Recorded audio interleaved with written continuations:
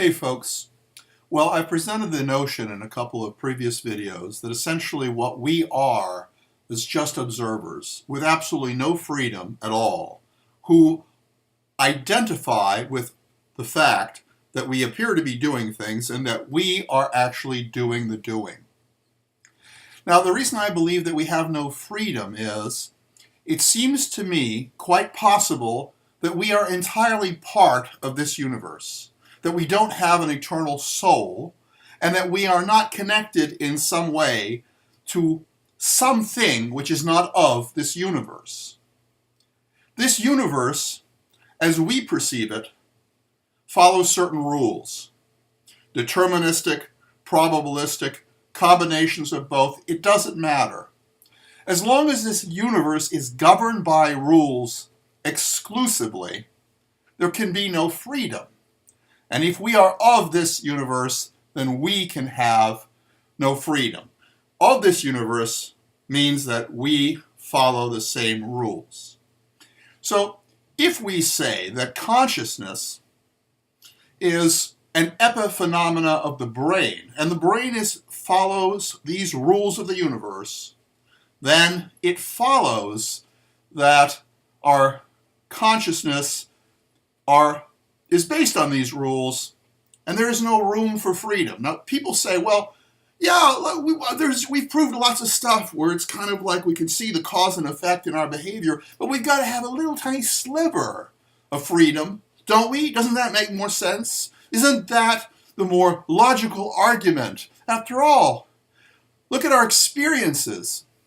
But it doesn't make any sense. It just feels right, which isn't a really good reason. So I was thinking, well, what do we need to get this kind of freedom? And by the way, just before I go there, I realize there are certain avenues and arguments that can be made based on what I've said, which is extremely brief. So if you got something, let me know about it. We can talk about it. I've certainly thought of certain things, but let's see what you can come up with. Not too many people are watching me anymore. I'm not really doing a lot of stuff on YouTube, but I'd like to have some fun with this. Okay, so let's go to the next thing here. Okay, let's say we want to have freedom. How are we going to do that? Certainly, the classical Western religious way is to say that we have a soul, and it is supernatural, and that by this supernatural soul, which is given to us by God, that essentially we can have free will, which is also granted to us by God. And there's a recognition that free will is something that doesn't make any sense at all if you're looking at the physicality of the universe. Because of these rules, it has to come from elsewhere, something that is beyond these rules. So that might provoke some people to making some arguments now. I did that on purpose. But I was thinking about it. How can we get this freedom? There has to be some autonomy from the rules. Now, there's lots of ways to go with this. Like, first of all, the rules can't be set. So let's imagine that when we experience the universe, most of us imagine that the rules have been set sometime a long time ago. And the rules are the rules. Now, the rules could change in a predictable way, which means there were rules about rules or meta rules, but that would all be the same thing. It would all be rule-based. But what if the rules aren't written? What if we create the rules through our consciousness? What if, as we observe the universe, there are a plethora of rules that could exist that are all kind of in this quantum state of superposition, and that through our actions, these rules become real. They become manifest. Will this allow us to have some freedom? Well, it certainly gets around the fact that all the rules are written. But the problem is that there would have to be no mechanism by which we choose the rules.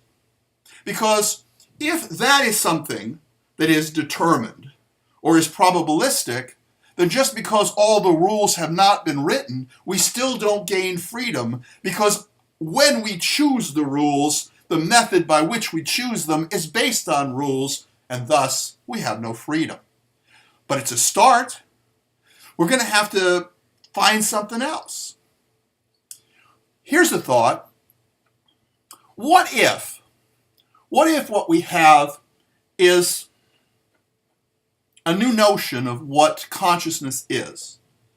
What if consciousness is not completely part of the universe? Either completely, well, not completely part of the universe. It has some autonomy. In other words, what if consciousness is not strictly an epiphenomena of the mind? What if it's an interaction? What if consciousness pervades the universe but is not of the universe, or not completely of the universe, is not completely rule-based? What if our brains evolved not to generate consciousness? What if our brains are radio receivers that pick up consciousness? What if this consciousness is something outside of the physical universe? This duality then, but we won't call it a soul, but basically it's going in a similar direction. So what would happen here is we would interact with something, like an electromagnetic field in a radio, and the more sophisticated the radio is, the more it can pick up, the more conscious it can be. But without the radio signal, there would be nothing. That makes a lot of sense because, well, it's an interesting supposition, because as it is, we shouldn't be conscious. If you look at just the physicality of the universe, we don't know that much about the universe, really, I guess, but it doesn't make any sense we're conscious. The only reason we think we're conscious is we're conscious. But if you were to explain the situation in physical law, there's no reason why consciousness should pop up. Everybody that talks about consciousness, whether it's going to be Douglas Hofstadter, Roger Penrose, I mean, they all talk about it and they come up with ideas, but every one of them has a bunch of information here, a bunch of information here, and in the middle, then a miracle occurs. So, why should there even be this stuff? But, okay, so imagine that this thing that is not completely of the universe interacts with our physicality. And when it interacts, there must be, to some degree, no rules. It has to be something that allows us, but we're not all physically based, it's the interaction, to have freedom. Now, there's problems with this. There's lots of problems with this, but it's a beginning. In other words, there would have to be no way to come up with a mathematical equation. There would have to be no way to come up with a model or mechanism. Not because we're unable to do it, because we lack the means to probe the situation, or unable to do it because intellectually it's beyond us, but because it isn't there. That's the only way I see that we can have freedom. Where there has to be some interaction that cannot be described by physical law. And there has to be a duality. Now, when I say it has to be, there can be arguments around this, but I'm trying to make a central argument here, and maybe somebody will, come up with something beyond this. But I think my supposition essentially is that you don't have freedom if you have rules that cover everything. There has to be a gap in the rules, and there can't be rules about that gap. It has to be something completely different.